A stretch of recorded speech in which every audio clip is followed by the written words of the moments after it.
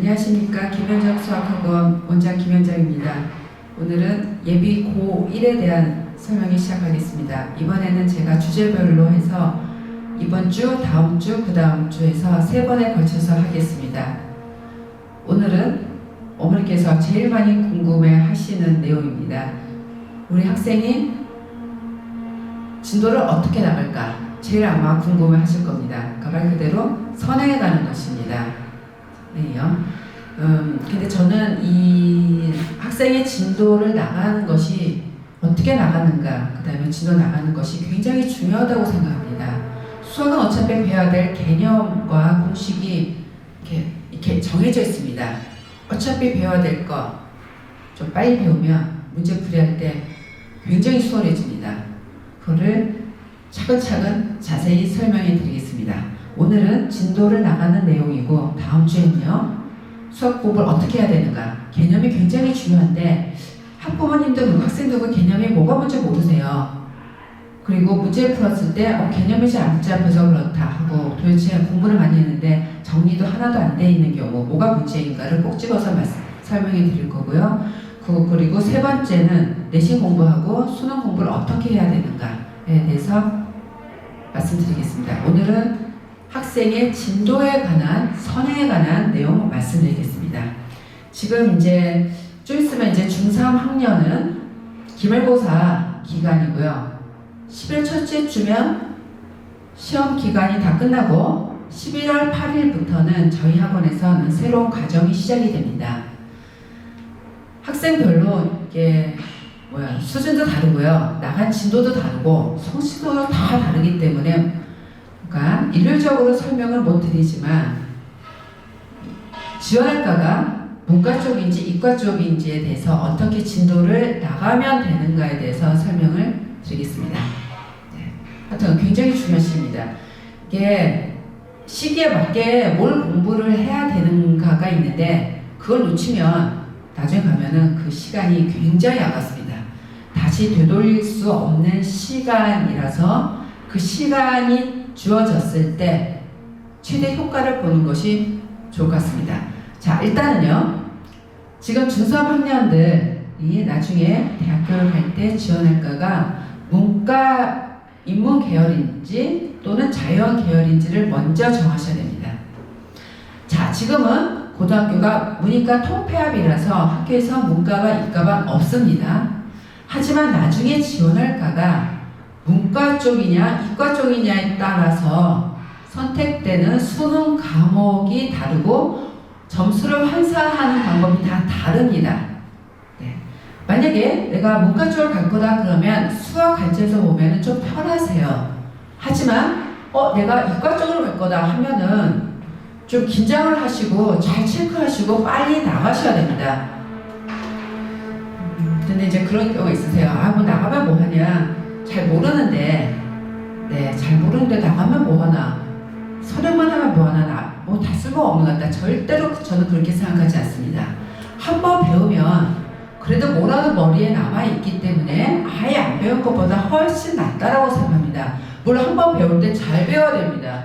그래서 어떻게 배워야 되고 어떻게 공부해야 되는 거는 제가 다음 주에 자세히 또 설명드리겠습니다. 자, 여기 보시면 나중에 지원학과가 인문 계열인 경우는 공부를 해야 될 과정이 수학상, 수학학, 수학원, 수학2, 확통밖에 안 됩니다.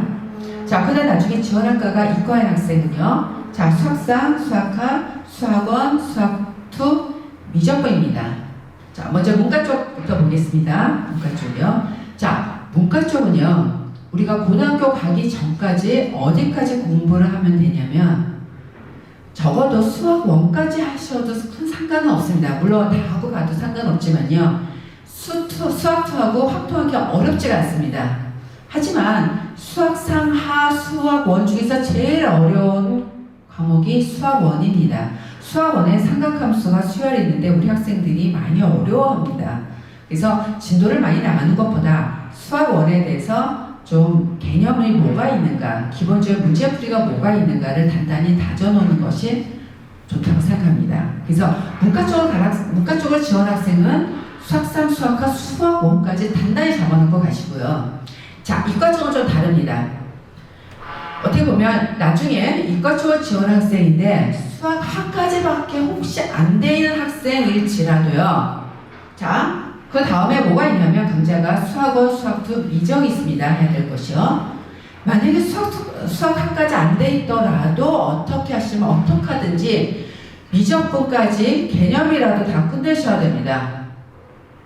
왜 그러냐면요. 이 중에서 제일 어렵고 제일 분량이 많고 나중에 변별을 계속 많이 크게 갖고 있는 과정이 미적분입니다. 이 미적분이요.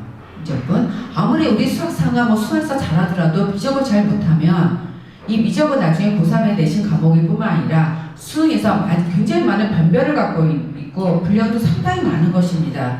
그렇기 때문에 좀 시간이 많은 이 중3 학년에서 미적분 개념까지 다 끝내고 가시어야 나중에 고등학교 가서 편합니다. 그래서 지금 만약에 수학학까지밖에 안 됐다 하더라도 이거를 개념하고 심화 과정을 거치지 않으시고요. 한 번 할 때 좀 확실하게 공부를 해두시면서 수학원, 수학2 미적분 개념까지 하고 가면은 고등학교 가서 굉장히 좀 상대적으로 편한 생활을 하실 수가 있습니다. 그 이유를 제가 크게 두 가지로 말씀드리겠습니다. 첫 번째는요. 왜 선행을 해 가야 되냐? 첫 번째, 고등학교 가면 절대로 시간 없습니다. 고등학교 가서 뭐 딴 데서 미적을 해야지 절대로 안 됩니다. 수학은 이 개념 공부를 하는데 굉장히 시간이 많이 걸리기 때문에요. 고등학교 가서 하면은 수학 공부를 하면은 나중에 다른 과목 과학이 너무나 딜레이가 됩니다. 자, 그리고 두 번째요. 왜 빨리빨리 이과 애들은 선행을 해야 되느냐? 많이 배운 애들이 확실히 수학 문제를 정말로 잘 풉니다. 잘 풉니다. 예를 들어서 개념을 10개를 배운 애하고 개념을 2-3개 배운 애하고 문제를 접근했을 때 이걸 땡겨서 공식을 땡겨서 풀 수 있는 능력이 훨씬 더 많습니다. 네. 1월부터는 저희 학원은 어떤 수업을 병행을 하느냐 하면요. 우리 학생이 3월 달에 고등학교를 가서 4월이 되면 학교에서 중간고사를 봅니다. 이 중간고사는 학생들이 처음으로 치르는 대학 입학 시험입니다.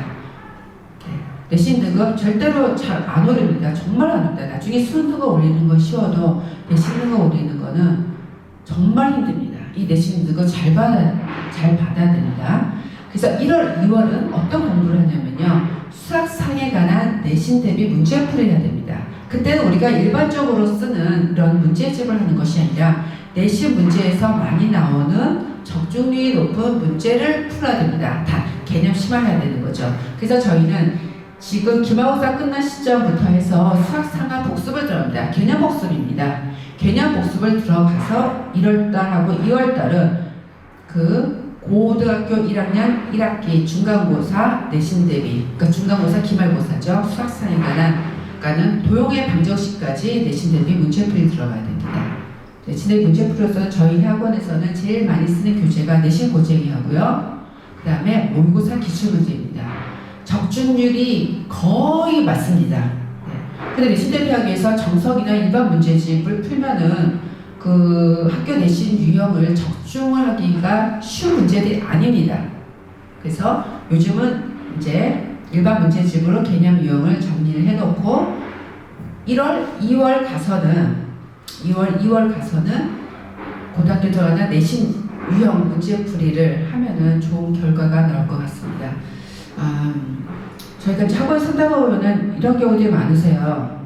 어머니들께서 예를 들어서 입학시험을 봤는데 잘 못 본 경우, 왜냐면 이렇게 공부를 했는데 왜 이것밖에 안 되는가, 그런 말씀을 드린 경우도 있어요. 그래도 그거라도 했으니 학생이 이 정도는 된다라는 말씀을 또 많이 드려요.